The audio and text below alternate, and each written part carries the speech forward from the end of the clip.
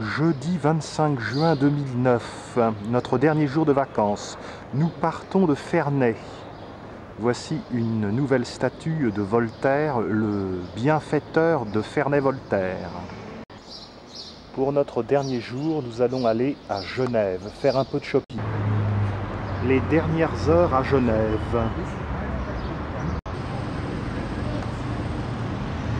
Les quartiers de la rive gauche.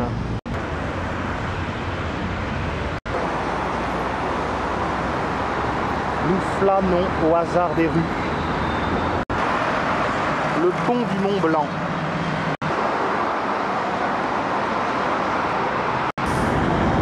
La célèbre horloge fleurie du jardin anglais.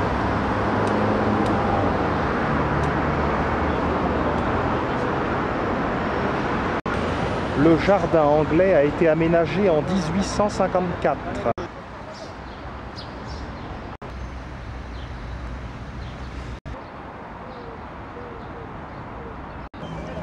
La Compagnie Générale de Navigation possède pas moins de 16 bateaux.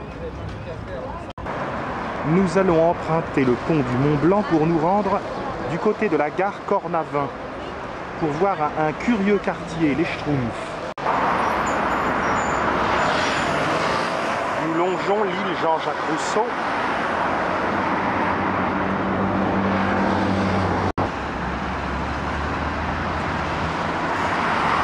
Que de voitures sur le pont du Mont Blanc. Il y aurait 80 000 voitures qui l'empruntent chaque jour. Au paradis de Sarcos. Dans le prolongement du pont du Mont Blanc, la rue du Mont Blanc permet d'accéder directement à la gare Cornavin.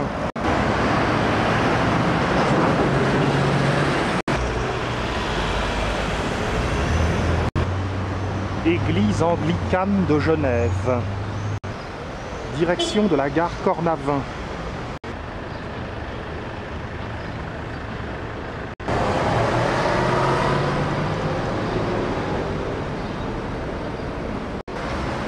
La Grande Poste de Genève.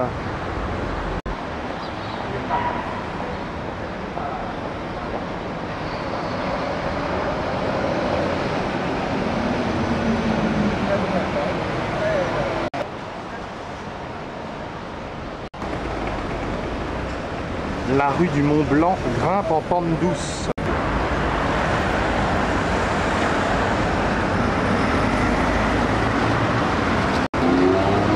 La gare de Genève, gare Cornavin.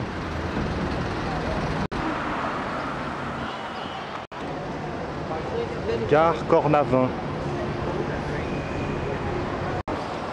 Hôtel Cornavin de réputation internationale. Dans cet hôtel, le professeur Tournesol est descendu dans la chambre 122, dans l'affaire Tournesol.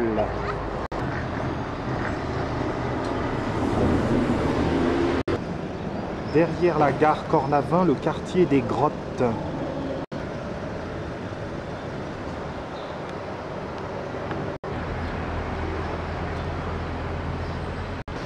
Le parc des Cropettes, acheté par la ville en 1873.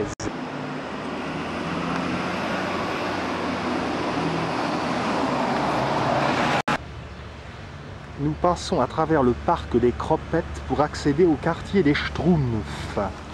Le quartier des Schtroumpfs est tout à fait typique de ce quartier des Grottes.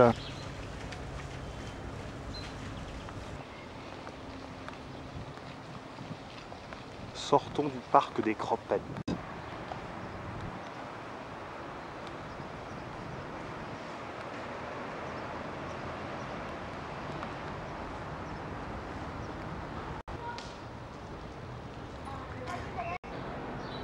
Voici le quartier des Schtroumpfs, avec son architecture si particulière, qui semble sortie d'une bande dessinée. Les architectes locaux se sont inspirés de l'architecte catalan Gaudi et également du viennois Hundertwasser.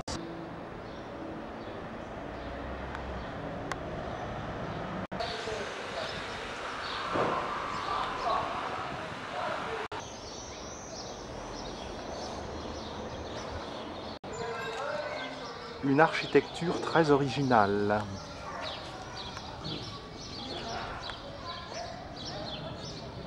même si c'est loin de ressembler au village des lutins bleus.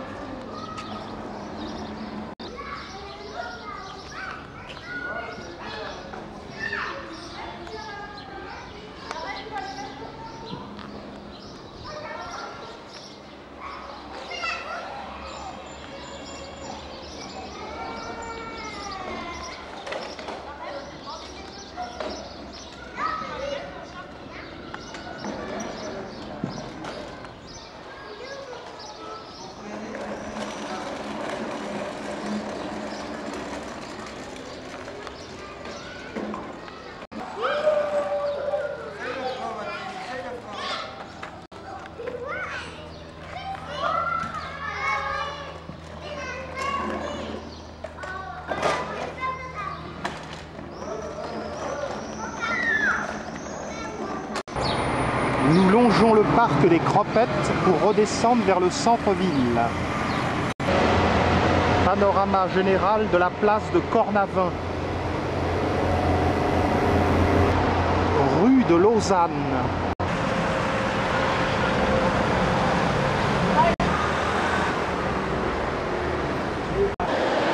Rue de Fribourg, un petit air de Paris.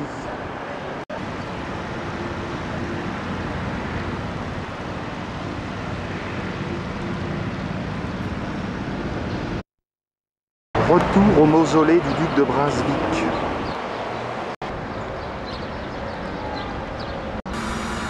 Le jet d'eau fonctionne, nous allons aller le voir.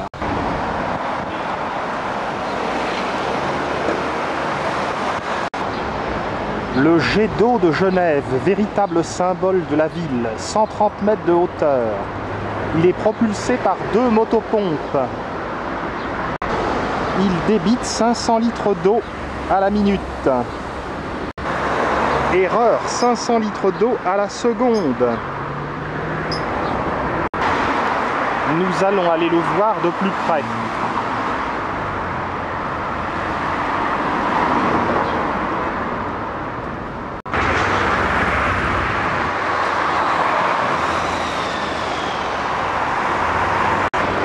Traversons de nouveau le pont du Mont Blanc.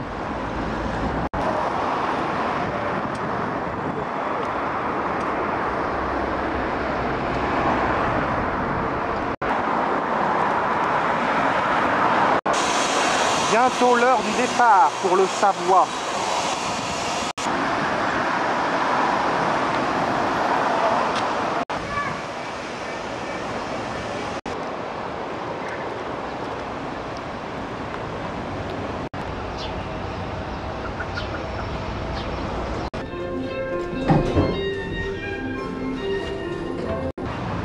Franck ne veut pas aller voir le jet d'eau, nous allons aller voir la place de la Fusterie et son marché des bouquinistes. Quai du Général Guisan. Le long des rues basses, dans les quartiers du luxe.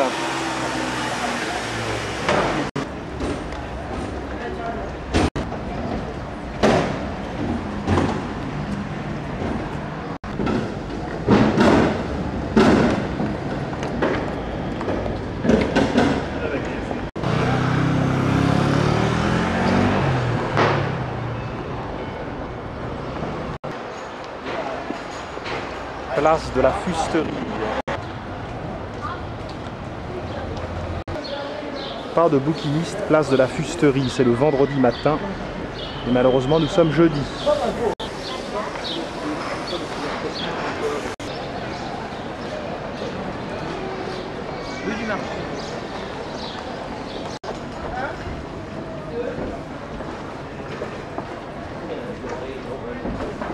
Les enseignes du luxe.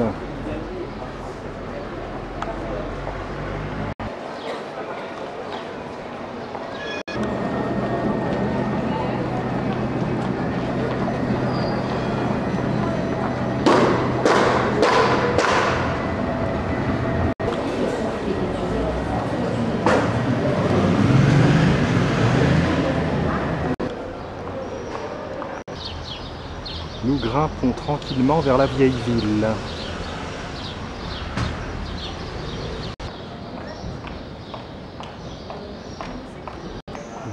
d'antiquité.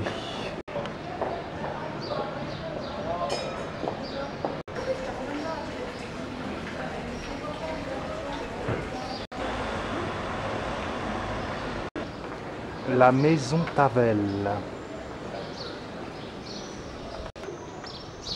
Nous voici revenus place de la cathédrale. Nous allons manger. Rue du Cloître.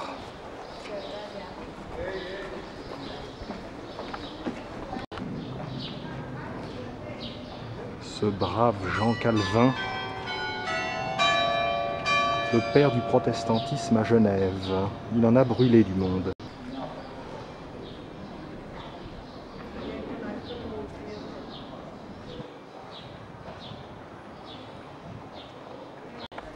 Le Musée international de la Réforme propose une exposition, une journée dans la vie de Calvin.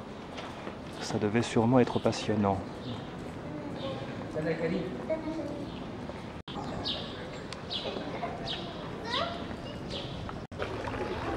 Derrière la cathédrale.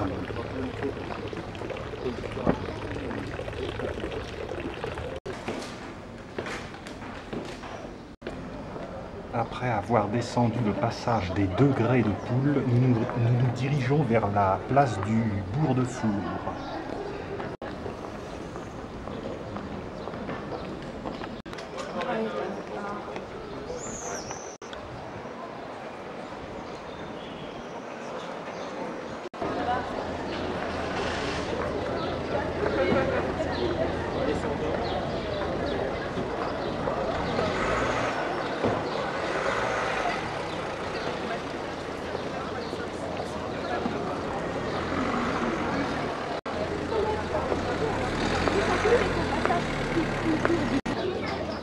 On aperçoit le jet d'eau depuis la place du Bourg-de-Four.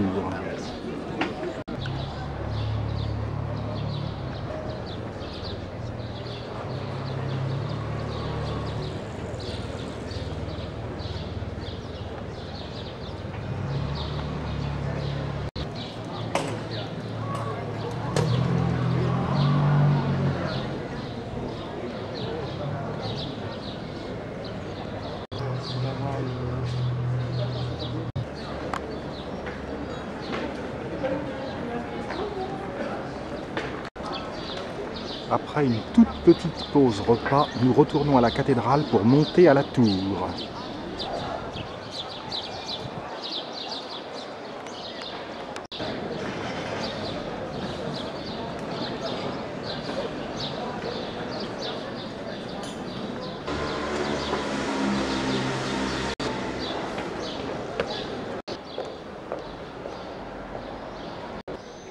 Place de la Taconnerie.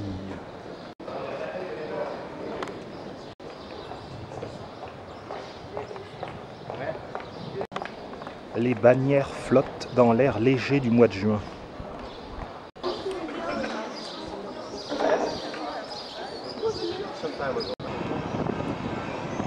Près de 180 marches et elles sont hautes, c'était terrible. Devinez qui n'a pas fait la montée.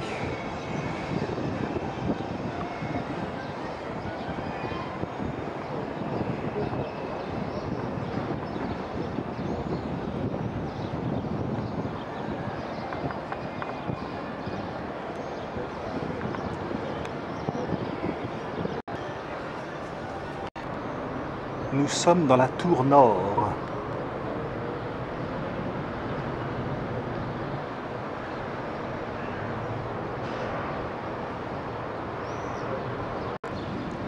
On voit très bien l'île Jean-Jacques Rousseau et le pont du Mont-Blanc.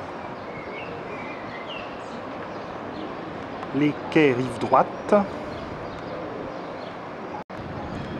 Le mausolée du duc de Brunswick. Promenade rive gauche du Rhône, le quai Gustave Ador, le port de Plaisance.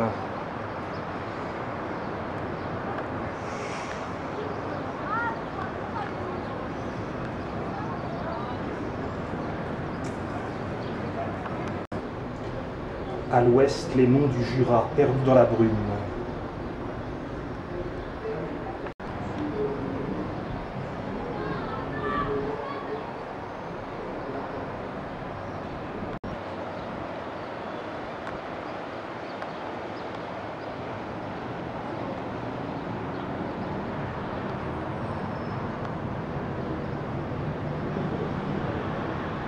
Parc de la Grange.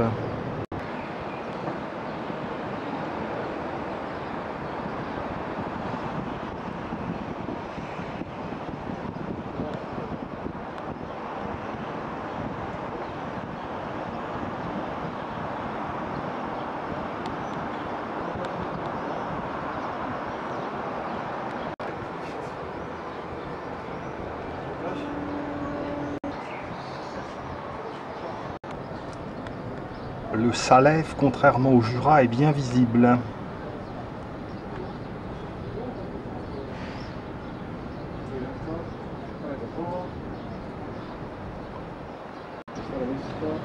Le palais de justice.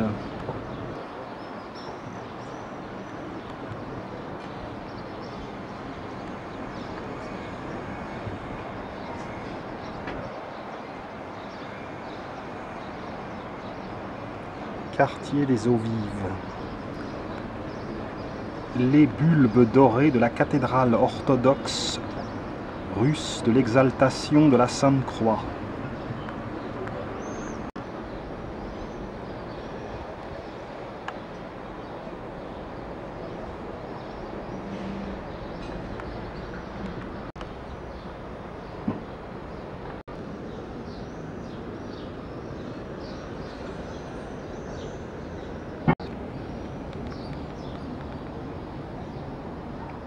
Genève Sud.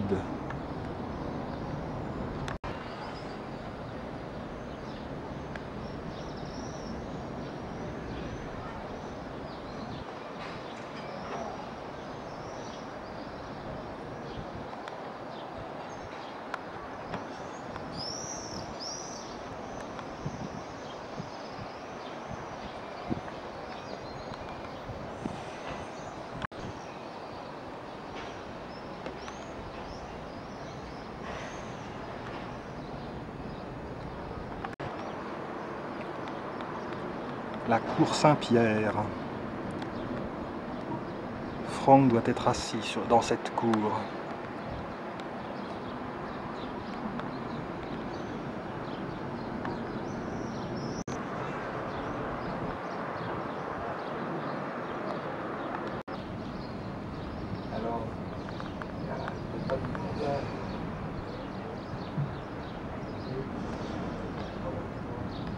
L'ouest de Genève.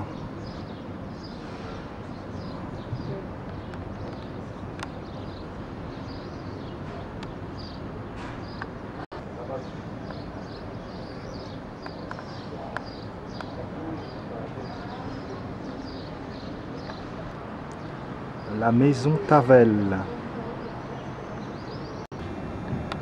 Dans la tour, une belle maquette de la cathédrale.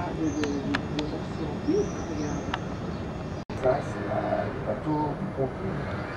Tour du pont. J'ai travaillé là.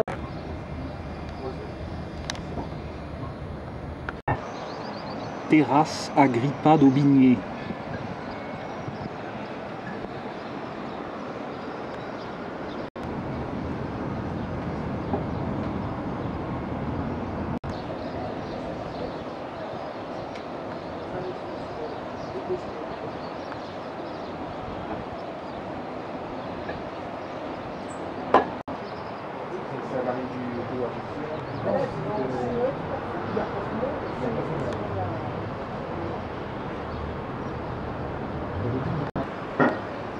Le quartier international de Genève.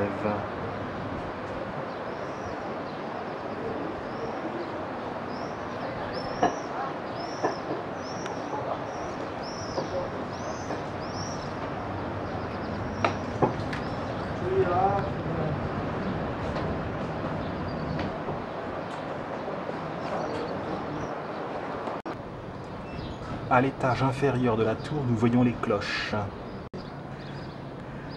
La nef.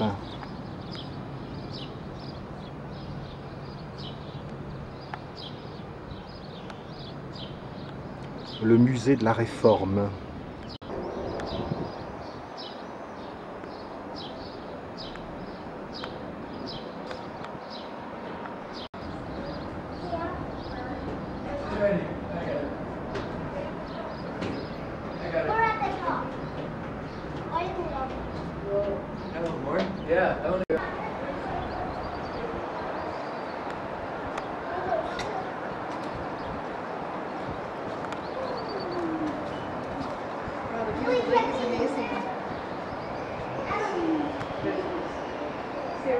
très exactement 127 mètres de hauteur, paraît-il.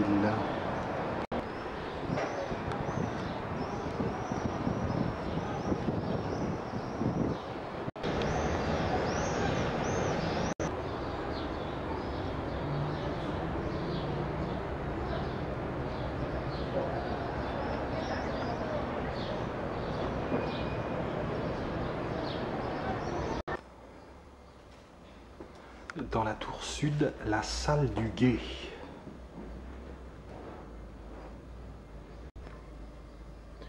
Une table intéressante indique la provenance des vents. Le Joran vient du Jura. Mais il y a également le Séchard, la Bise, la Fraidieu, le Vent et la Molène. Des escaliers rustiques pour aller voir le Carillon. Eh bien non, il y a une trappe au-dessus de ma tête et je pense qu'on ne visite pas ce côté-là.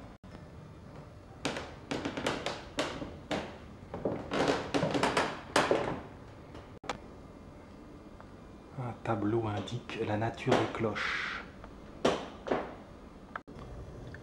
Le musée d'art et d'histoire. Oh, ouais.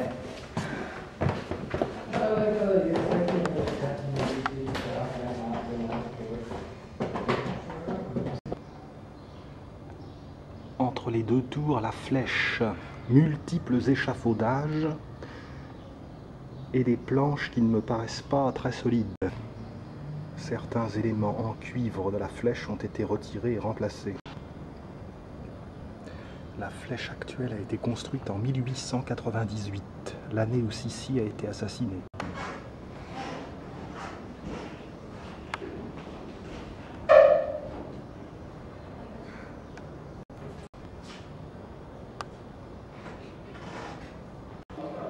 Il y a des poids, nous sommes sous les cloches.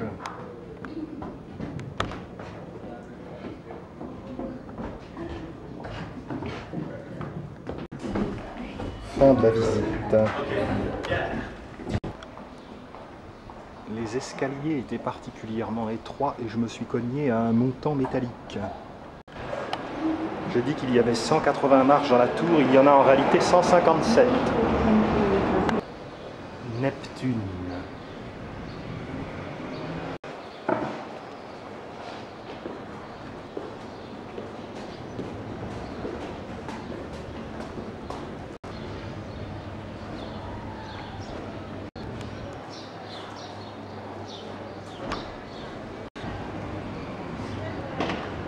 En descendant de la vieille ville. D'agréables terrasses.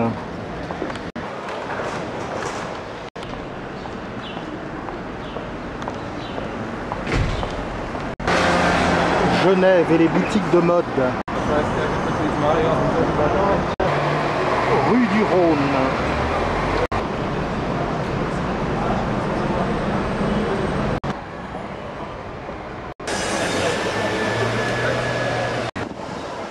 La grande rue commerçante de Genève.